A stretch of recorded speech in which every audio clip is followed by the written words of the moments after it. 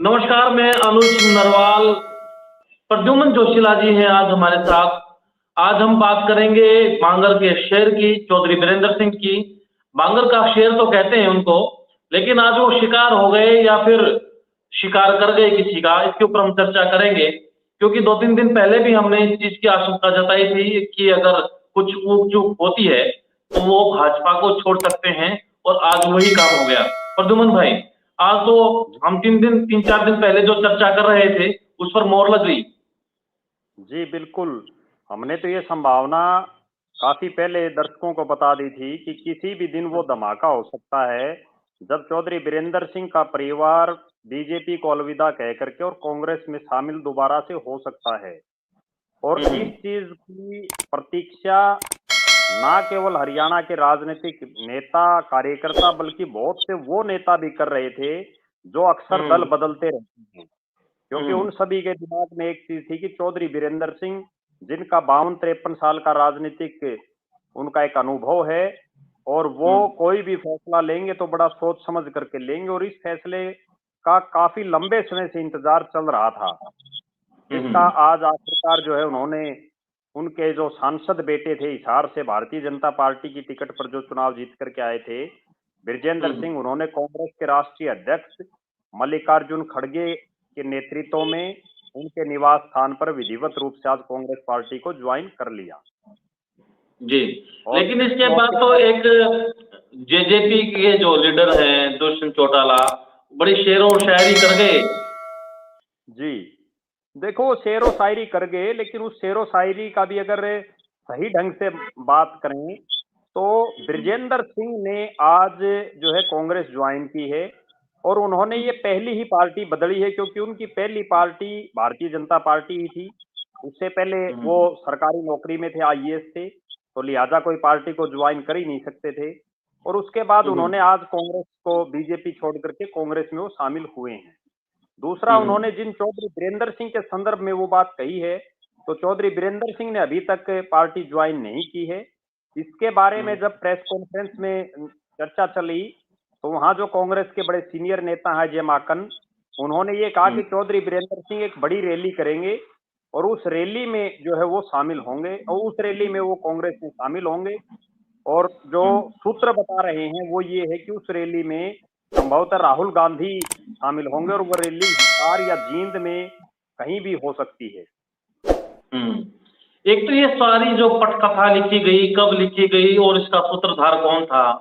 आज हरियाणा के संदर्भ में देखें, चौधरी भूपेंद्र सिंह के रिश्तेदारी में भी पड़ते हैं चौधरी वीरेंद्र सिंह, दोस्त भी हैं। क्या उनको बीच में लिया गया, क्या कथा बनी, पटकथा क्या थी, क्या निकल कर आया सामने? देखो, बिल्कुल जो असली बात है उसका तो पता या तो चौधरी वीरेंद्र सिंह को और कांग्रेस के जो बड़े नेता हैं उन्हीं को है, लेकिन जो सूत्र जो बात बता रहे हैं वो यही है। और मेरे पास जो जानकारी है कि पिछले दिनों जब राहुल गांधी की पदयात्रा चल रही थी, जब उन्होंने जो है नॉर्थ ईस्ट से पदयात्रा अपनी शुरू की, उस दौरान जो है एक दिन के लिए जिन नेताओं ने इनको ज्वाइन करवाया है, जो इस पूरे मतलब सूत्रधार हैं इस ज्वाइनिंग के, उन्होंने वहां राहुल गांधी से बात की। और उस दौरान एक चर्चा और थी कि राहुल गांधी एक दिन बीच में यात्रा में किसी दिन जो है मिस करके और वो हरियाणा में आएंगे, और उस दिन वो चौधरी वीरेंद्र सिंह और ब्रजेंद्र सिंह और उनके जो साथियों हैं उनको एक बड़ी रैली के मार्फत ज्वाइन कराएंगे। हालांकि वो चीज नहीं हो पाई, तो इसीलिए ब्रजेंद्र सिंह ने ज्वाइन किया। वीरेंद्र सिंह और प्रेमलता और उनके जो वर्कर हैं, जो कार्यकर्ता हैं, उन्होंने ज्वाइन नहीं किया। वो सिर्फ राहुल गांधी की रैली का ही इंतजार कर रहे हैं। इसके अलावा अब जो उन्होंने ज्वाइन की, चौधरी वीरेंद्र सिंह और उनका परिवार उस दोराहे पर खड़ा था कि अब उनके पास कोई बहुत ज्यादा विकल्प दिखाई नहीं दे रहे थे। ये उनके पास एक, ये समझ लीजिए कि बिल्कुल आखिरी जो स्टेज है उस पर थे। बिल्कुल। तो इसके पीछे की वजह भी गिनवाई कि उनका एक किस्म से जब जनता के बीच जा रहे थे, किसानों का मामला हो, खिलाड़ियों का मामला हो या अग्निवीर का मामला हो, तो जवाब नहीं दे पा रहे थे, कहीं ना कहीं मन में टीस थी। ये वजह बताई निकल कर आई ब्रजेंद्र सिंह के जो बयान जो मीडिया में आया है। तो और भी कुछ वजह थी टिकट ना मिलना और तमाम चीजें, आपको क्या लगता है?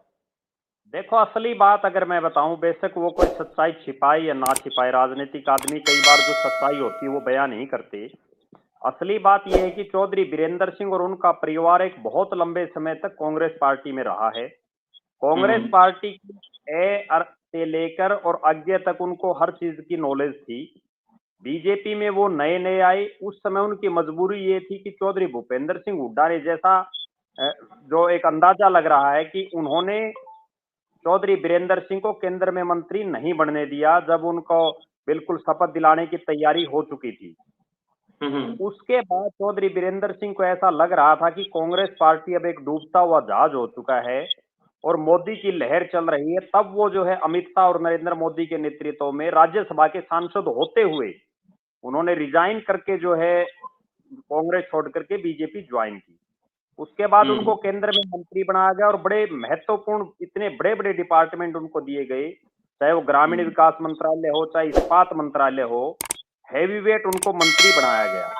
उसके बावजूद बीरेंद्र सिंह और उनका परिवार बीजेपी की विचारधारा में नहीं घुल मिल सका।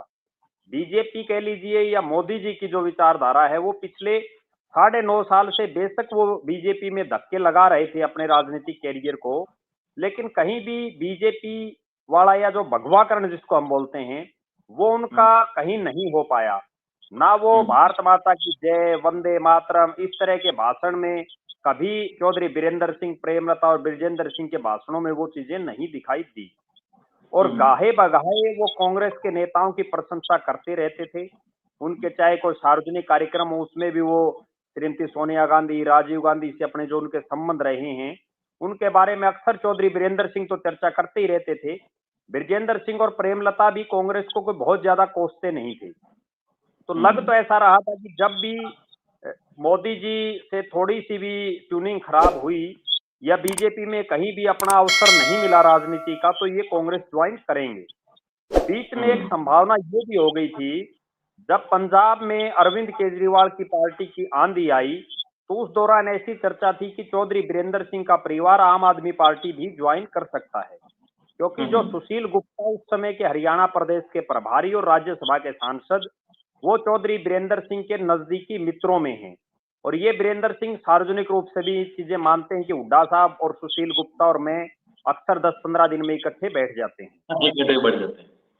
जी बिल्कुल। जी, एक तो सवाल ये है कि जैसे कल ही डिप्टी सीएम है दुष्यंत चौटाला, उनका कहना था कि एक मीडिया पर्सन ने जो सवाल पूछा तो उसके जवाब में उन्होंने कहा कि चौधरी बीरेंद्र सिंह ने चैलेंज किया था तो वो अपना चैलेंज पूरा करें, बार बार तारीख ना दे। तो आज तो तारीख निकाल दी उन्होंने और कांटा भी निकल गया एक किस्म से, ये कह सकते हैं क्या? देखो, इसमें जी जी दोनों बिल्कुल। बातें हैं। राजनीतिक गलियारों में जो चर्चाएं चल रही हैं पिछले 3-4 दिन से, वो चर्चाएं ये हैं कि जब से हरियाणा में आम आदमी पार्टी और कांग्रेस पार्टी का समझौता हुआ है तब से हम्म। ऐसा लग रहा है कि बीजेपी 10 की 10 सीटें तो नहीं जीत पाएगी किसी भी हालात में। और उस जी। समझौते में अब एक चर्चा ये भी चल रही थी कि कहीं ना कहीं इंडियन नेशनल लोकदल अगर इनके साथ और आ जाती है तो ये अलायंस और ज्यादा मजबूत हो जाएगा। ऐसी स्थिति में भारतीय जनता पार्टी भी जेजेपी के साथ समझौता रख सकती है और जेजेपी को एक सीट देगी या जेजेपी के किसी नेता को बीजेपी के चुनाव चिन्ह पर, जैसा किशन सिंह सांगवान को आपको ध्यान होगा, दर्शकों को भी, सोनीपत से वो इंडियन नेशनल हुआ लोकदल था। के नेता थे और उनको कमल के चुनाव चिन्ह पर बीजेपी ने चुनाव लड़ा था। तो ऐसी चर्चाएं पिछले 2-3 दिन से चल रही हैं कि जेजेपी के एक बड़े नेता को कमल के चुनाव चिन्ह पर भारतीय जनता पार्टी हिसार से चुनाव लड़वा सकती है। उसमें इनका समझौता भी कायम रहेगा और दूसरा, जो मोदी जी के 10 जो कमल के चुनाव चिन्ह हैं वो भी हरियाणा में कम नहीं होंगे। तो ये रिपोर्ट, क्योंकि चौधरी बीरेंद्र सिंह बड़े नेता हैं लिहाजा उनके संबंध भी बड़े हैं, तो उनको भी मिल गई होगी और उनको ये लग गया होगा कि हिसार से या हरियाणा प्रदेश में अब उनको लोकसभा में टिकट नहीं मिल सकती है। तो उन्होंने कांग्रेस की तरफ अपना रुख जो 10 दिन बाद करना था वो आज कर लिया। दूसरी बड़ी बात, अगर वो भारतीय जनता पार्टी की टिकट पर उचाना से चुनाव लड़ भी लेते एमएलए का, तो भी उचाना में उनकी बुरी हार होना निश्चित थी। ये बात मैंने खुद चौधरी बीरेंद्र सिंह और ब्रजेंद्र सिंह को भी बताई थी क्योंकि उचाना विधानसभा क्षेत्र एक प्योर किसान बाहुल्य और जाट बाहुल्य हल्का है, और वहां भारतीय जनता पार्टी की लगातार जब से किसान आंदोलन हुआ है तब से वहां धरने प्रदर्शन हर रोज रहते हैं। तो लिहाजा उस हल्के में बीजेपी के चुनाव चिन्ह पर चौधरी बीरेंद्र सिंह, जो चौधरी छोटू राम, जो किसानों के सबसे बड़े नेता हैं, उनके नाती हैं, उनका जीतना बड़ा मुश्किल हो जाता उनका और उनके परिवार का। तो लिहाजा ये उनके पास केवल आखिरी विकल्प था, क्योंकि अरविंद केजरीवाल की पार्टी का भी हरियाणा प्रदेश में अब वो इतना उफान नहीं दिखाई दे रहा जैसा पंजाब चुनाव के बाद था। दूसरी बड़ी बात, चौधरी बीरेंद्र सिंह इतने बड़े स्तर के नेता भी नहीं है कि वो अपनी खुद की पार्टी बढ़ा करके और उसको एस्टेब्लिश कर लें। लिहाजा उन्हें किसी राष्ट्रीय पार्टी में जाना था तो वो निश्चित रूप से कांग्रेस पार्टी ही एक विकल्प बचता था उनके पास। जी, एक तो इसमें सवाल वही था जो हमारा शुरुआत में मैंने बात कही कि चौधरी बीरेंद्र सिंह कहीं शिकार तो नहीं हो गए या फिर शिकार कर बैठे, तो दोनों ही बातें मैं पूछना चाहूंगा। तो शिकार और शिकारी का तो पता चलेगा जब कांग्रेस पार्टी की टिकट डिक्लेयर हो जाएंगी, ब्रजेंद्र सिंह को टिकट मिलती है या नहीं मिलती। दूसरी बड़ी बात, ब्रजेंद्र सिंह को टिकट मिलती कहां से है, क्योंकि आज भी दो ऑप्शन दिखाई, हिसार और सोनीपत। हिसार लोकसभा में अपने 5 साल के कार्यकाल में ब्रजेंद्र सिंह वो कुछ नहीं कर पाए जो एक सांसद के नाते लोगों को उनसे उम्मीद थी। और सोनीपत उनका जो है एक नया, क्योंकि वो पहली बार चुनाव लड़ेंगे सोनीपत से, अगर उनको टिकट मिल जाती है तो। और जिस तरह से वो ज्वाइनिंग के तुरंत बाद चौधरी भूपेंद्र सिंह हुड्डा के आवास पर गए, वहां चौधरी भूपेंद्र सिंह हुड्डा और जो पीसीसी के प्रेसिडेंट हैं उदय भान जी, उनसे वो मिले, तो उनकी निगाहें कहीं ना कहीं सोनीपत पर भी हैं। सोनीपत वो लोकसभा क्षेत्र है जिसमें 3 विधानसभा क्षेत्र जींद जिले के हैं, और जहां चौधरी बीरेंद्र सिंह का अपना एक होल्ड भी रहा है। और चौधरी बीरेंद्र सिंह, जब पिछली बार ब्रजेंद्र सिंह को हिसार से टिकट मिली, एक बात और बताऊं मैं अनुज, उस समय भी वो सोनीपत से टिकट की दौड़ में थे। खुद चौधरी बीरेंद्र सिंह ये चाह रहे थे कि सोनीपत से मेरे बेटे को टिकट मिले। इससे पहले कांग्रेस में भी उन्होंने प्रयास किए थे कि सोनीपत से ही उनको टिकट मिले, लेकिन आज तक वो सोनीपत की इच्छा उनकी पूरी नहीं हो पाई। और हिसार उस समय चौधरी बीरेंद्र सिंह का गढ़ था जब परिसीमन से पहले का हिसार था, जिसमें जींद, जुलाना, सफीदो, राजौंद, कलायत, ये तमाम वो क्षेत्र बांगर का जो चौधरी बीरेंद्र सिंह का एक होल्ड था वो इस हिसार में था। जबकि जो आदमपुर, हाथी, नलवा, बवानी खेड़ा, ये जो क्षेत्र था ये भिवानी लोकसभा में था उस समय। जी, तो कुल मिलाकर जेजेपी के दृष्टिकोण से देखें या बीजेपी के दृष्टिकोण से देखें, ब्रजेंद्र का ये फैसला या चौधरी बीरेंद्र सिंह के परिवार का ये फैसला किस तरीके से देखते हैं? देखो, आज का जो ये फैसला है जेजेपी के लिए तो एक मनोवैज्ञानिक फायदेमंद फैसला मैं मानता हूं, क्योंकि बिना टिकट डिक्लेयर जेजेपी के लिए फायदेमंद है। जेजेपी के लिए फायदेमंद ये है कि जो उनका सबसे बड़ा कांटा था वो आज निकल गया। अगर पिछले 5 साल में हरियाणा प्रदेश के नेताओं की आप बयानबाजी देखें तो सिर्फ चौधरी बीरेंद्र सिंह के परिवार को छोड़ करके कोई भी बीजेपी का बड़ा नेता इतना मुखर होकर के कभी दुष्यंत चौटाला और उनके परिवार के खिलाफ नहीं बोला। चाहे वो कैप्टन अभिमन्यु हो, उनके हल्के में भी जेजेपी का विधायक है, चाहे वो सुभाष बराड़ा हो, उनके हल्के में भी जेजेपी का मंत्री है, चाहे वो कृष्ण बेदी हो, उनके हल्के में भी जेजेपी का विधायक है, और भी कई नेता हैं, लेकिन कोई भी नेता इतना मुखर होकर के नहीं बोला जितना चौधरी बीरेंद्र सिंह और उनका परिवार बोला। तो जेजेपी के लिए तो मैं इसको ये कहूंगा कि उनका कांटा तो जरूर निकल गया आज। और जिस तरह से दुष्यंत चौटाला, जो कि 24 घंटे के पॉलिटिशियन हैं, उन्होंने जिस तरह से तुरंत ट्वीट किया और जिस शेर व शायरी में उन्होंने बात कही, वो निश्चित रूप से आज बड़े खुश दिखाई दे रहे होंगे। तो अब तो कांटा तो निकल गया जेजेपी का, तो जेजेपी का क्या होगा हिसार सीट से? देखो, अगर हिसार सीट से दिग्विजय चौटाला या दुष्यंत चौटाला या जेजेपी का कोई भी नेता चुनाव लड़ता है और बीजेपी के समर्थन से या बीजेपी के चुनाव चिन्ह पर चुनाव लड़ता है, और दूसरी तरफ कांग्रेस टिकट देती है ब्रजेंद्र सिंह को, क्योंकि कांग्रेस के पास हिसार लोकसभा क्षेत्र में कोई मजबूत चेहरा ब्रजेंद्र के आने से पहले नहीं था। एक और खास बात मैं बताऊं अनुज जी, पिछले 4 लोकसभा के चुनाव में, जिसमें 3 मुख्य चुनाव और 1 उपचुनाव, उसमें हिसार लोकसभा में कांग्रेस तीसरे नंबर पर रही है, जबकि यहां से प्रत्याशी 2 बार जयप्रकाश उर्फ जेपी, जो पूर्व में केंद्रीय मंत्री रहे हैं, 1 बार प्रोफेसर संपत सिंह, जो पूर्व में वित्त और गृह मंत्री रहे, और 1 बार चौधरी भजनलाल जी के पोते भव्य बिश्नोई उनके प्रत्याशी रहे हैं। अब ब्रिजेंद्र के आने से कांग्रेस पार्टी को तो जरूर एक एज मिलेगा, लेकिन आज जब से ब्रिजेंद्र सिंह ने ये फैसला लिया कांग्रेस ज्वाइन करने का, एक बड़ी अजीब बात मैं आपको बताता हूँ। मेरे पास बहुत से फोन आ रहे हैं तब से लेकर के, और कांग्रेस के नेता कर रहे हैं, वो एक ही बात कह रहे हैं कि जब 5 साल मेहनत तो करें हम, और 5 साल के बाद टिकट ले आए कोई जो 5 साल राज में रहा हो वो नेता, तो हम उसकी मदद किस मुंह से करेंगे? फिर तो कल को एमएलए के चुनाव में भी कोई बीजेपी का एमएलए आएगा और वो पार्टी छोड़ेगा और वो टिकट ले आएगा। तो देखना ये है कि वो किस तरह से कोऑर्डिनेशन बैठा पाते हैं, क्योंकि तब चौधरी वीरेंद्र सिंह जब राजनीति में सक्रिय थे तब राजनीति कोई और थी, आज राजनीति अलग हो रही है।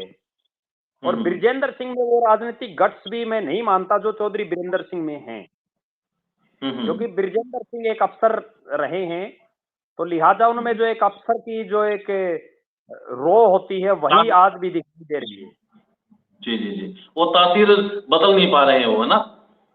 बिल्कुल नहीं बदल पा रहे हैं। दूसरी मैं एक और बड़ी बात बताऊं आपको, वो जो उनके सलाहकार हैं कुछ एक, वो उनकी भी जो एक जुंडली है उससे भी बाहर नहीं निकल पा रहे हैं, जिसका हिसार लोकसभा क्षेत्र में बड़ा भारी विरोध हो रहा है, और उसका विरोध का खामियाजा उनको जो है भुगतना पड़े सकता है लोकसभा चुनाव में। अंदर खाने लोग बिल्कुल फुट फुट करके जी रहे हैं। तो अब चुनाव की चुनौती कैसे देखते हैं, किसके बीच में मुकाबला हो सकता है यहाँ पर हिसार में? देखो, हिसार में वैसे तो अगर ब्रिजेंद्र सिंह कांग्रेस की टिकट लाते हैं तो निश्चित रूप से उनको 2 बड़े नेताओं की तो बड़ी आवश्यकता होगी, और वो कुमारी शैलजा और चौधरी भूपेंद्र सिंह हुड्डा। कुमारी शैलजा ने तो अपने जो है सोशल मीडिया अकाउंट पर आज उनका स्वागत भी किया है, और चौधरी वीरेंद्र सिंह और कुमारी शैलजा की राजनीतिक रूप से बड़ी नजदीकियां रही हैं, और चौधरी भूपेंद्र सिंह हुड्डा के साथ वीरेंद्र सिंह की कभी अनबन हो जाती है और कभी वो जो है क्योंकि भाई भाई हैं तो कभी उनका भाईचारा भी हो जाता है। अब उन दोनों नेताओं पर डिपेंड रहेगा कि वो ब्रिजेंद्र सिंह की कितनी मदद करते हैं। खुद जो ब्रिजेंद्र सिंह के जो कार्यकर्ता हैं उनके भरोसे तो वो कम से कम चुनाव नहीं जीत सकते, ये तो निश्चित है। कांग्रेस तो अब एक बात जी, तो अगर एक बात बताइए कि जेजेपी के लिहाज से हम सोचते हैं यहाँ पर बड़े चेहरे को, कहीं दुष्यंत चौटाला को लेकर हामी भर दी, तो हो सकता है कि वहां पे फिर कैसे बैठेगा विधानसभा में, इस्तीफा देना पड़ेगा और फिर उप मुख्यमंत्री तमाम चीजें होंगी। देखो, संभावना है। मेरे पास जो इनपुट है वो यही है कि भारतीय जनता पार्टी ये चाहती है कि दुष्यंत चौटाला यहाँ से चुनाव लड़े, क्योंकि दिग्विजय चौटाला के मुकाबले दुष्यंत चौटाला भारी हैं आज भी। चुनाव जीते हारे वो एक अलग बात है, लेकिन दिग्विजय चौटाला को आज भी इलाके की जनता इतना सीरियस कैंडिडेट नहीं समझ रही, जबकि दुष्यंत चौटाला पिछले लगभग जो है 9 साल 9 साल से इस क्षेत्र में पूरे एक्टिव हैं। हालांकि जब से वो उप मुख्यमंत्री बने तब से लोगों में उनकी बड़ी नाराजगी है। अभी कल ही जो है उनकी पार्टी के एक बड़े स्तंभ और जो राष्ट्रीय कार्यकारिणी के उनके सदस्य थे, आदमपुर से पहले वो चुनाव लड़ चुके हैं, दलबीर सिंह ढीरनवास, उन्होंने कल ही पार्टी को छोड़ा है। और भी कई नेताओं की चर्चाएं ऐसी हैं कि वो जेजेपी को कभी भी अलविदा कह सकते हैं, जिनमें बड़े नेता शामिल हैं हिसार के। तो लिहाजा दुष्यंत चौटाला के लिए भी उतना आसान नहीं होगा। और इस बार इतना तो निश्चित है कि जब 2014 का चुनाव कुलदीप बिश्नोई और दुष्यंत चौटाला का आमने सामने था, उस चुनाव को जाटों ने बिल्कुल आगे होकर के, जो जाट समाज या किसान कौम थी उसने आगे होकर के लड़ा, और दुष्यंत चौटाला नहीं बल्कि उन्होंने खुद दुष्यंत बन करके चुनाव लड़ा, और वो चुनाव में कुलदीप बिश्नोई को पहली बार जो हराने में कामयाब रहे इस क्षेत्र से। इस बार कम से कम जाट समुदाय उस ढंग से दुष्यंत चौटाला का चुनाव कहीं भी नहीं लड़ता हुआ दिखाई देगा। ज्यादातर जो है वो ब्रिजेंद्र सिंह के पक्ष में मुझे दिखाई दे रहे हैं। अच्छा, इसके बाद विधानसभा चुनाव भी है प्रद्युमन जी, और जी उस पे आपको क्या लगता है कि बांगर की धरती पर कांग्रेस को मजबूती मिलेगी या फिर पहले वाली स्थिति रहेगी वहां पर? देखो, ब्रिजेंद्र सिंह और वीरेंद्र सिंह के कांग्रेस में आने से निश्चित रूप से फायदा तो होगा, ना केवल उचाना में बल्कि आसपास के इलाके में भी एक बड़ा फायदा होगा। और सबसे बड़ा फायदा, चुनाव हमेशा हवा से जीते जाते हैं। और हम्म। मोदी जी की हवा कब बनी? 2014 में, जब कांग्रेस के बड़े बड़े नेताओं ने बीजेपी ज्वाइन कर ली, तब एक तरह से आंधी उनकी आ गई। अब उसी तरह से अगर कुछ एक नेता कांग्रेस में वापसी कर लें या कांग्रेस ज्वाइन कर लें, तो निश्चित रूप से कांग्रेस भी दोबारा से जो उसकी हवा बन जाएगी। अब यूं तो है नहीं कि कोई किसी पार्टी में, अगर कांग्रेस में आज जितने नेता हैं, अगर यही खड़े रहे तो निश्चित रूप से सरकार नहीं आएगी, क्योंकि अगर हम्म। इन्हीं से आती तो पिछली बार आ जाती। हम्म। जो तो जो कहीं ना कहीं आपको ज्यादा लगता है कि मजबूती मिलेगी जी? जो ज्यादा कुणबा बढ़ेगा, तभी तो जो है आपकी हवा बनेगी, और हवा बनेगी तभी आप चुनाव जीतोगे। बिल्कुल। चौधरी देवीलाल तो एक बात कहा करते डॉक्टर साहब, कि हम्म। चुनाव में सिर्फ हवा बनाओ, हम्म। हवा अगर बनेगी तो सरकार तो अपने आप बन जाएगी। तो अभी कांग्रेस के लिए मौका है कि वो हवा बनाए, और इसका फायदा जी लोकसभा बिल्कुल। में, और खासतौर पर मैं हरियाणा के संदर्भ में कह रहा हूँ, और फिर विधानसभा में भी उनको फायदा मिल सकता है। कांग्रेस पार्टी को तुरंत प्रभाव से हरियाणा में बहुत से ऐसे नेता हैं जो हम्म। आज अपनी अपनी पार्टियों में उदासीन हैं। उनके काम ना होने की वजह से, मान सम्मान ना होने की वजह से, उन हम्म। नेताओं को तुरंत प्रभाव से ज्वाइन करवाना चाहिए। हम्म। अगर 20-30 नेता एकदम ज्वाइन कर जाएंगे तो एकदम जो है, हमने रातों रात चुनाव जो है पलटते हुए देखे हैं। हम्म। सुबह किसी का माहौल होता है, दोपहर तक वो माहौल पलट जाता है। हम्म। तो आज तो फिर पूरा दिन यही सबसे बड़ी खबर रही हरियाणा के लिहाज से, कि इतना बड़ा एंट्री कर गए, बीजेपी को लेफ्ट कर गए। और ये हालांकि सबसे सबसे बड़ी बात आपको बताऊं, जब दीवार ढहनी शुरू होती है तो ये नहीं पता चलता वो कितने एरिया की दीवार ढहेगी। हम्म। ब्रिजेंद्र सिंह ने पहले एमपी, अब इस मोदी जी के कार्यकाल के इस चुनाव से पहले के हो गए इतने बड़े स्तर के नेता, जिन्होंने हम्म। पार्टी छोड़ करके अपनी लोकसभा की सदस्यता से रिजाइन करके और कांग्रेस में हम्म। शामिल होने का इतना बड़ा फैसला लिया है। अब हो हम्म। सकता है बहुत से ऐसे नेता हो जो उनका इंतजार कर रहे हो, तो हो सकता है ये लाइन लंबी भी हो जाए। तो जो मोदी जी का सपना है 400 पार का जो नारा है, उसका फिर भस्म क्या होगा? देखो, ये तो निश्चित है, 400 पार तो बहुत, मैं ये कहूंगा कि एक, उन शब्दों का यूज नहीं करना चाहिए कि 400 जुमला है। पार तो कहीं कोई नजदीक दिखाई नहीं दे रहा। हम्म। ये तो सिर्फ एक उनकी, मोदी जी की एक स्ट्रेटेजी है कि वो हम्म। 400 पार, 400 पार का हुआ बना करके बहस सिर्फ इस बात पर हो कि मोदी 400 आएंगे या 400 से नीचे रहेगा। हम्म। आज कोई नेता इस बात पर बहस नहीं करता कि मोदी की सरकार बनेगी या नहीं बनेगी, सिर्फ यही पूछते हैं हम्म। 400 आएंगी या नहीं आएंगी। उन्होंने क्योंकि गोल पिछली सेट कर दिया, एक माइंड सेट।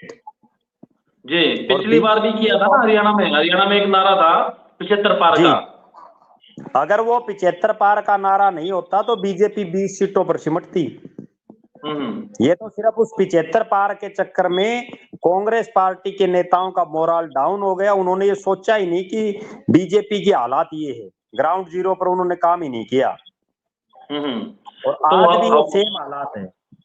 जी, वो आप पहले कह रहे थे ना कि हवा हवा बनाने में कामयाब हो गए वो। वो मोदी जी की एक ही सोच है कि मैनेजमेंट, और जो हम्म। इलेक्शन मैनेजमेंट जो आदमी सीख जाता है वो चुनाव नहीं हार पाता। वो इस तरह से मैनेज करते हैं सारा सिस्टम को। जी जी जी। अच्छा, वीरेंद्र सिंह कब तक उम्मीद है, कब तक वो प्रोग्राम बना लेंगे? और उसमें राहुल सिंह जिस तरीके से शुरुआत में बात की, तो वो जींद में ही रैली करेंगे कहीं और? अब तक कोई अपडेट है आपके पास? देखो, मेरे पास तो ये सूचना है कि अभी कांग्रेस पार्टी संभवतः अपनी दूसरी जो टिकटों की सूची है वो जारी करेगी, और हो सकता है उस सूची में ब्रजेंद्र सिंह का भी कहीं नाम आ जाए। और उसका हम्म। नाम आने का एक बड़ा जो है इशारा कांग्रेस का नेतृत्व ये देना चाहेगा कि जो असंतुष्ट हैं बीजेपी से नेता, या जिन लोगों की हम्म। टिकटें कटती हैं, वो कांग्रेस में आ जाएं। और यहाँ से उनको एक ऑप्शन मिल सकता है। और उसके बाद हो सकता है हिसार में, मुझे जहां तक लग रहा है कि वो बड़ी रैली कर सकते हैं। जींद भी उनके पास एक ऑप्शन है, लेकिन ज्यादा बेटर उनको हिसार में करना चाहिए। जी जी। प्रद्युमन जी, बहुत बहुत धन्यवाद आपका। और जिस तरीके से दोनों ही चीजों के ऊपर हमने डिस्कस किया, और दर्शकों को भी जी। उम्मीद है कि चीजें क्लियर हुई होंगी। आपको ये वीडियो कैसा लगा कमेंट बॉक्स में जरूर लिखिएगा। बने रहिए हमारे साथ। धन्यवाद। धन्यवाद।